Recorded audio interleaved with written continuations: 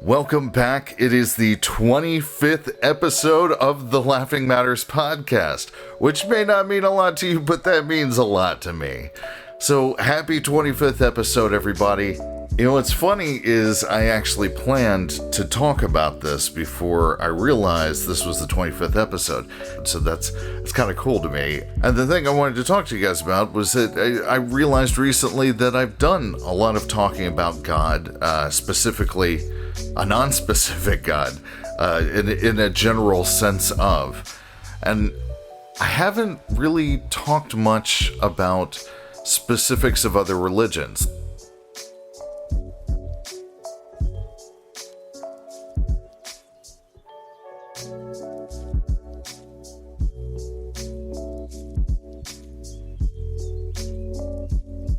You know, I was going to talk about how I haven't really talked about many of the prophets, and even when I talked about Christ, I would quote him more to illustrate another avenue of thought on what he had said based off of something that I had found.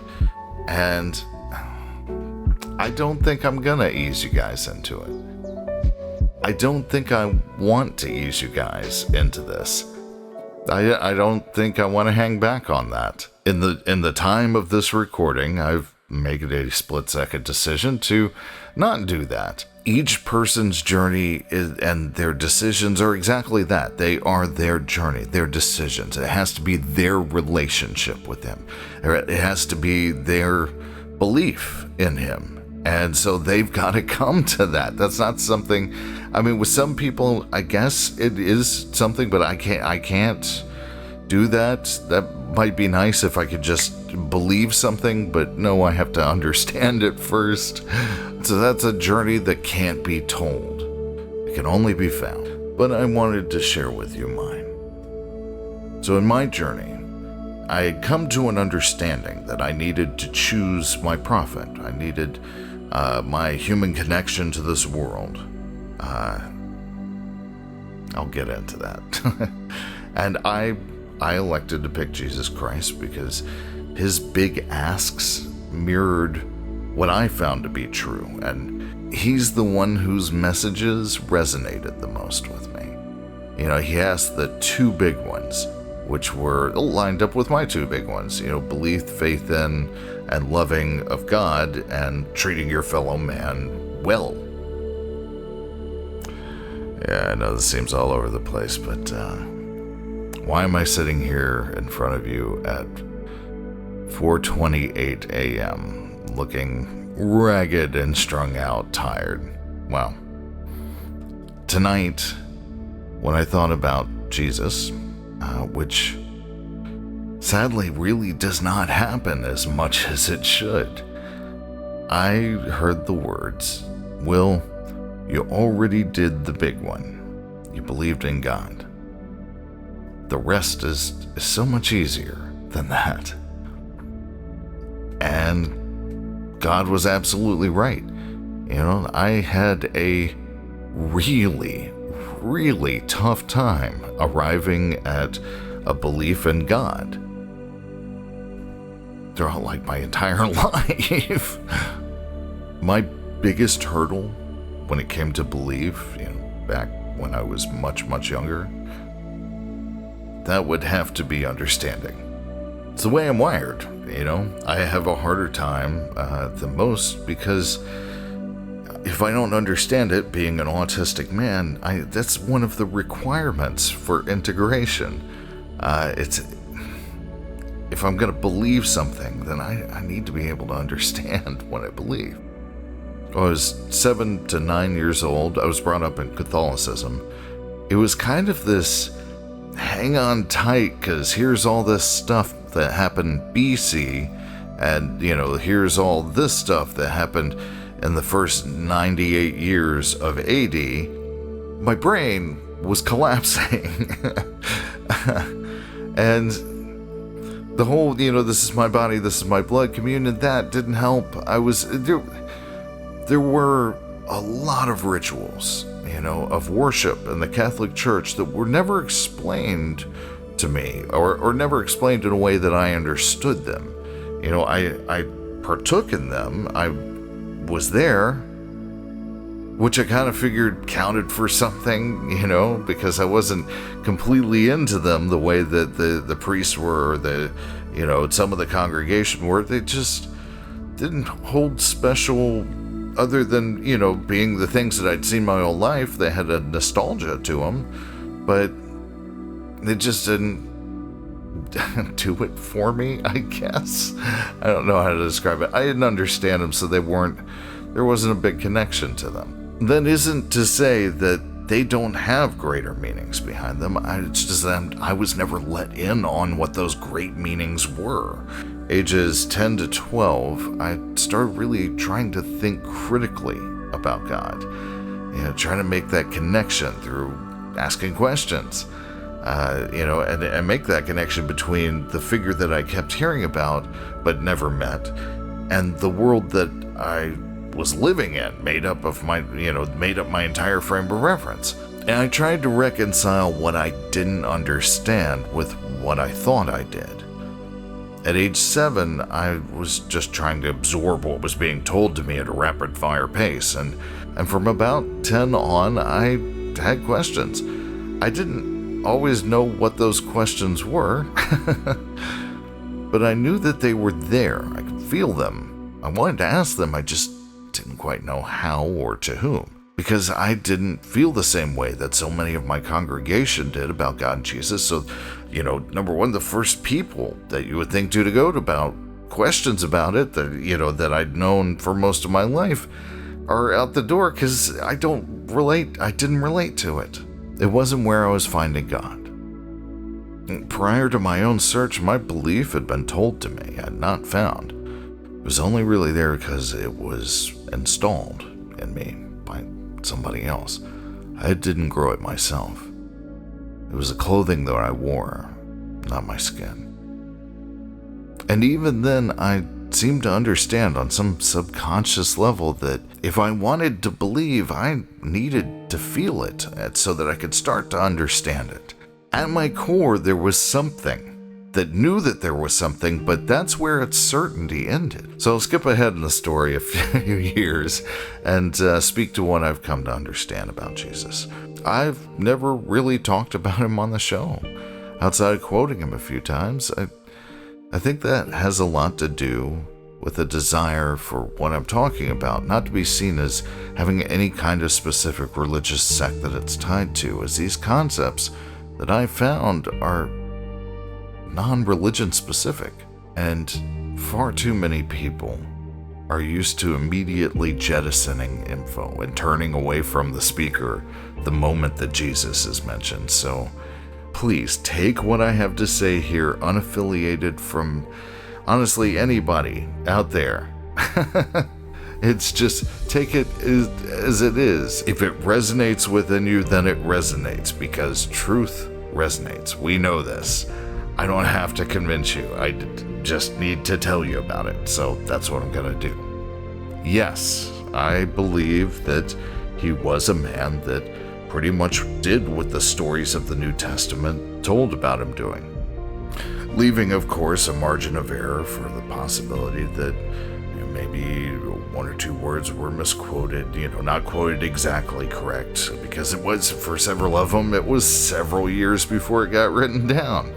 And I'm sure their understandings of what he said changed in growing into the information, and, because they're constantly learning. Once you have the truth pulled back for you, can't help but learn from there. There's too much new stuff that it reveals. And I could totally see remembering him saying it one way. We're human. We've already proven the guy walks in and robs somebody with a banana, and there's an ape that I don't remember the experiment exactly, but we've all heard about the experiment where they show them something crazy happening, and then nobody notices that this other thing happened because everybody was focused on this one thing. So I leave that margin of possibility open, because we're human and we make mistakes. But I also believe, for most intents and purposes, that Jesus was a halfway point, like a conduit, a tunnel between two planes of existence, that which has form and that which doesn't. halfway to God, halfway to man. He's the walking guide rope through an Arctic blizzard. He's the only guy at the party who knows where the bigger, much better after party is. He's got one foot in the afterlife and one foot on Earth, like a ship captain straddling between the dock and his schooner, so that the passengers don't fall in while boarding. Anyways, that's what my understanding of Jesus is today. And I have to say that outside of, choosing a prophet, choosing to follow someone, I believe that it was an important decision because I didn't quite have Jesus figured out to the point where I would be even comfortable just out and out believing in him. And that had lay in that position for many, many years until the day that I had my moment of finally turning my eye to God and making my decision. It happened on the day that I concluded that no matter how long I studied physics or the natural sciences, I was only going to find evidence, always enough to support, but never enough to prove the existence of a creator/designer of our reality. I was never going to know for certain. And that happens to be pretty much the main requirement for faith. So I took a deep breath. I said, okay, here we go. And I craned my neck like somebody that's about to call a parent that they've actively avoided for years. And I looked up and I said, I think I get it now. God, I'm gonna believe in you. And it was the strangest thing. My mind immediately snapped to every selfish act I had ever committed against anyone. Like every shitty thing that I'd ever done emotionally to anyone. I wasn't thinking of them individually. They weren't flashing through my, mind like I was entering death. I just felt the weight of all of that guilt at once. And I showed God that I saw it. And I genuinely apologized for it. I was on the verge of crying. I was probably crying. I was telling God how sorry I was that I'd chosen self-serving decisions without giving any thought to what it was doing to others, because I had found the concepts at this point. Like, I understood. They're all him. We're all him. I've been doing this to the whole. We've been doing this to the whole. All of us.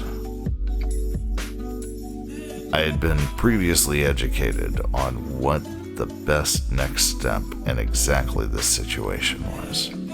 Even though I wasn't super connected to the way that I had been told, I had been told what I was supposed to do here. So I gave it a try. The first time in my life, I genuinely asked for forgiveness.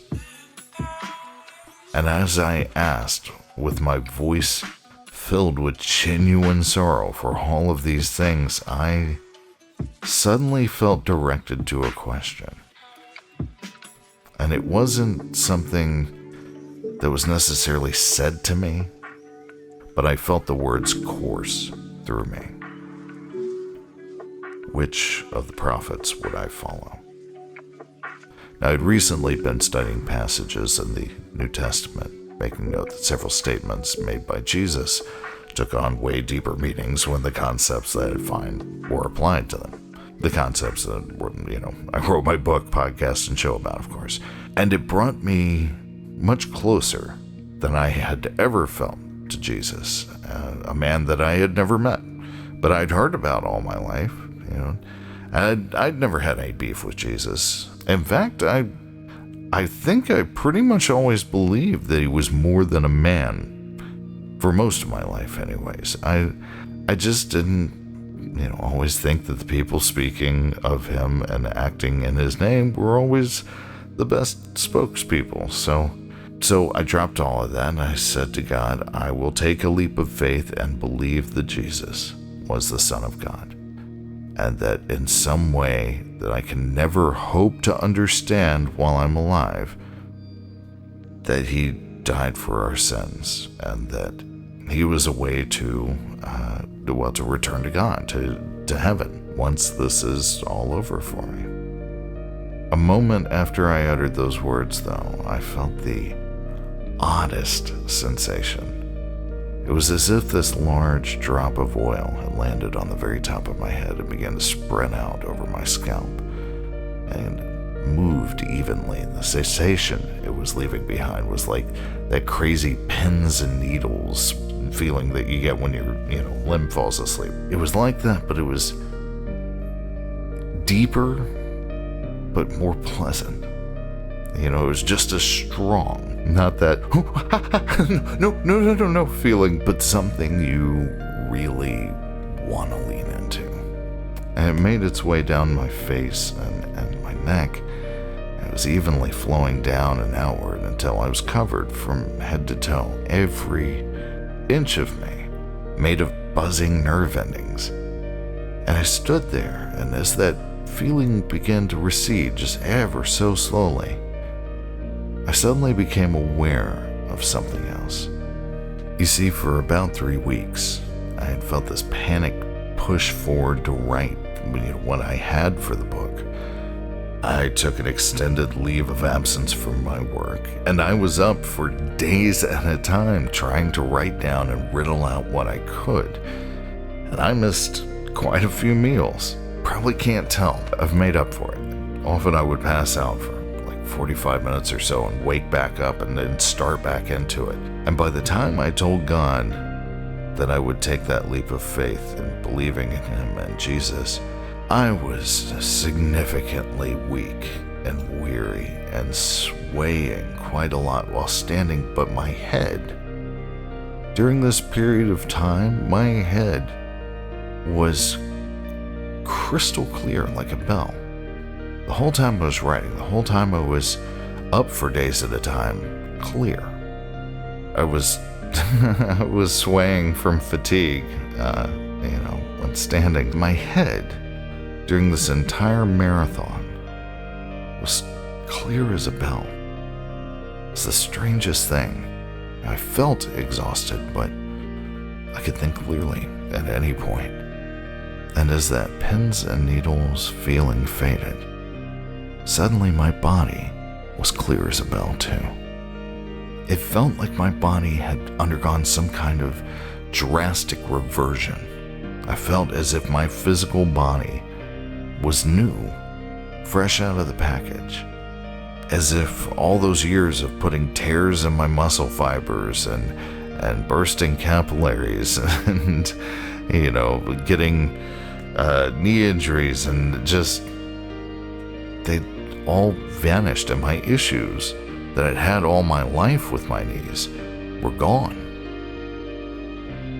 And all of that wear down that I put my mind and body and emotional core through, and all that weariness that had mounted from too much work and stress and way too little rest, like it had never been there to begin with. I try to put it into words for you, but as those of you that have experienced an intense moment with God, words can't ever do it. It's like my old friend Jay Seals once confided in me. He told me that in his experience, miracles and moments in God's presence are only miracles and moments in God's presence to those that they happen to. They can never be properly told or emotionally conveyed. They are beyond words. You alone were in the vantage point to understand exactly why that was a miracle. So on that note, I can only pass along what has happened in my life, what I came to understand, and how I came to understand it, and hope that it resonates within you when you hear it. Because finding the concepts and finally believing in God finally led me to real consistent happiness and contentment for the first time in my life. I finally felt full, and I finally felt like I was really living for the first time. and I felt a bit dismayed that I'd never realized how much I was missing out on before all of this. How good that genuine laugh is. So at the end of the day, when it comes to picking a prophet, don't ask me. Ask him. No matter what you choose to follow that kindness and that strengthening of bond, that generosity of time, energy, and focus. And yes, that includes your money as you sell your time, energy, and focus to others for that. I don't know which prophet is the right prophet for you. I don't know if Christ is the only way to get to God.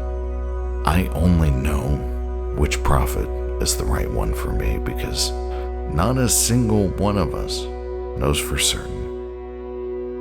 Only he knows. So ask him.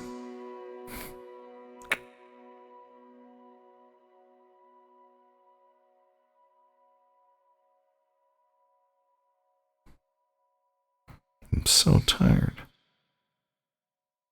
So on that note, I can only pass along